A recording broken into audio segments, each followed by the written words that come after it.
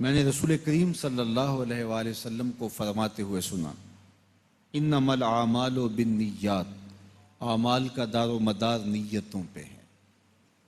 نیت اچھی ہے تو صلہ ملے گا، نیت بری ہے تو اچھے عمل کا بھی صلہ نہیں ہے۔ برے عمل کی تکلیف، برے عمل کی سزا تو ہے ہی ہے، لیکن اچھا عمل بھی بری نیت سے کیا گیا تو اس کا بھی اجر نہیں ہے۔ چور اور چوکیدار دونوں رات کو جاگتے ہیں، لیکن ایک سزا کاٹتا ہے اور ایک جزا پاتا ہے، اس لیے کہ دونوں کی نیتوں کے فرق سے عمل ایک ہی تھا جاگنا، لیکن اس کا صلہ الگ الگ ہو گیا۔ تو اچھے عمل سے، اچھی نیت سے قبولیت ہوتی ہے۔ عمل بھی اچھا ہو اور نیت بھی اچھی ہو۔ اگر عمل اچھا نہیں ہے، نیت اچھی ہے، چوری اس نیت سے کرتا ہے کہ میں غریبوں کی مدد کروں، تو نیت اچھی ہے غریبوں کی مدد کرنا، دکھیوں کے کام آنا، لیکن اس کے لیے ڈاکہ کر رہا ہے، اس کے لیے چوری کر رہا ہے، اس کے لیے رشوت لے رہا ہے۔ وہ قربانی کے لیے رشوت ناکے لگا کے لوگ کھڑے ہوتے ہیں کہ قربانی کا موسم آ گیا، یہ بڑی عید ہے تو قربانی لینی ہے۔ تو نیت اچھی ہو لیکن عمل برا ہو تو پھر بھی قابل قبول نہیں۔ عمل اچھا ہو، نیت بری ہو، پھر بھی قابل قبول نہیں۔ اور عمل بھی اچھا ہو، نیت بھی اچھی ہو، پھر نور نلا نور ہے۔ تو اچھے اعمال کی قبولیت کا دار و مدار بھی نیتوں پر ہے۔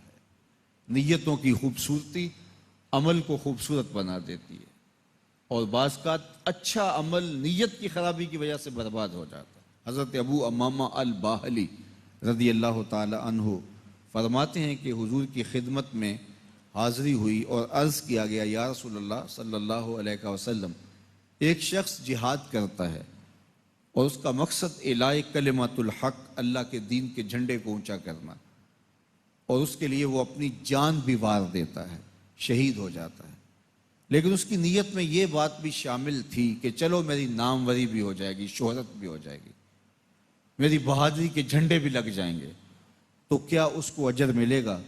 تو آقا کریم نے فرمایا فلا شیء لہ، اسے کوئی اجر نہیں ملے گا۔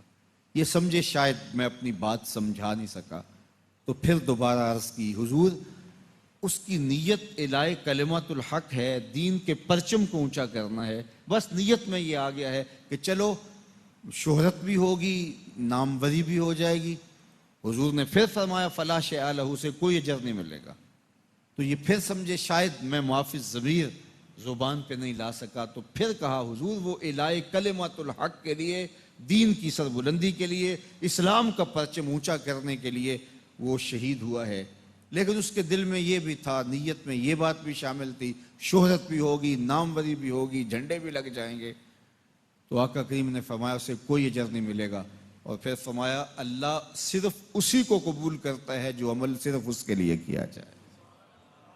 تو اب میں اور آپ اس حدیث کے آئینے میں اپنا آپ دیکھیں کہ ہم کہاں کھڑے ہیں۔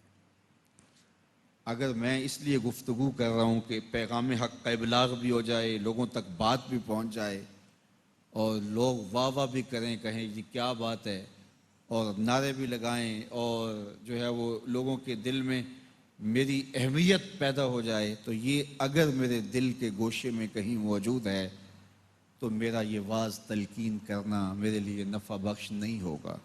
میری یہی نیت ہونی چاہیے کہ لوگوں کے دل میں اللہ کے رسول کے لائے ہوئے دین کو راسخ کرنا ہے، ان کو پیغام حق کا ابلاغ کرنا ہے، ان تک اللہ کی دعوت پہنچانی ہے، اس کے رسول کے فرامین پہنچانے ہیں، اور یہ دعا مانگنی ہے کہ اللہ عصر کی شیرینی اپنی جناب سے ڈال دے۔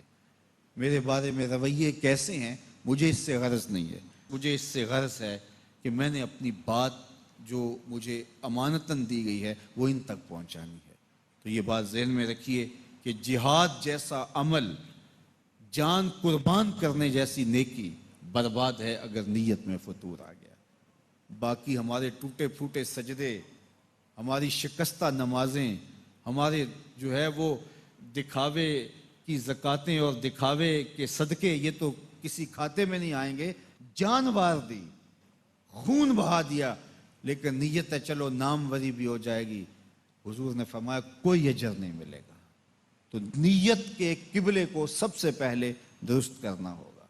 اگر نیت ٹھیک نہیں ہے تو پھر کوئی فائدہ نہیں ہے۔ اس لیے اعمال کا دار و مدار نیتوں پر ہے، اور فرمایا کہ ہر شخص کے لیے وہ ہے جو اس نے نیت کی۔ جس کی ہجرت اللہ اور اس کے رسول کے لیے تھی، اس کی ہجرت اللہ اور اس کے رسول کے لیے تھی۔ جس کی ہجرت دنیا کے لیے تھی، اس نے دنیا کو پا لیا، اور جس کی ہجرت کسی عورت کے لیے تھی وہ اس سے نکاح کر لے گا۔ جس مقصد کے لیے اس نے ہجرت کی وہی اس کو حاصل ہوگا۔ تو اعمال کا دار و مدار نیتوں پہ۔ نیت اچھی ہو، عمل نہ بھی کر پائیں پھر بھی اجر ملتا ہے۔ بدر میں شرکاء کی تعداد کتنی تھی؟ 313۔ لیکن آپ تاریخ پڑھیں کہ 313 لوگ وہاں دو بدو لڑے نہیں۔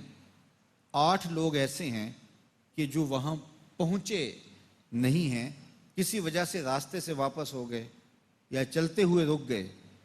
ان 8 اصحاب کو مال غنیمت میں پورا حصہ دیا گیا، اور جب مال غنیمت بانٹا گیا تو ان کو شامل کیا گیا۔ 313 کا عدد پورا ہوتا ہے ان 8 کو شامل کر کے۔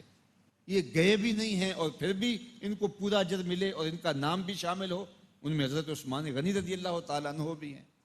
یہ لوگ گھر سے نکلے تھے، ارادہ تھا، نیت کی تھی، کسی وجہ سے واپس کر دیے گئے، لیکن شرکاء بدر میں نام ان کا بھی شامل ہی شامل ہے۔ نیت اچھی ہو، عمل نہ بھی ہو پائے تو پھر بھی قبول ہے، اور نیت اچھی نہیں، عمل جتنا بھی زبردست ہو تو قابل قبول نہیں ہے۔ تو نیت بنیاد ہے۔ تو پہلی حدیث یہ ہے انما الاعمال بالنیات، اعمال کا دار و مدار نیتوں پہ۔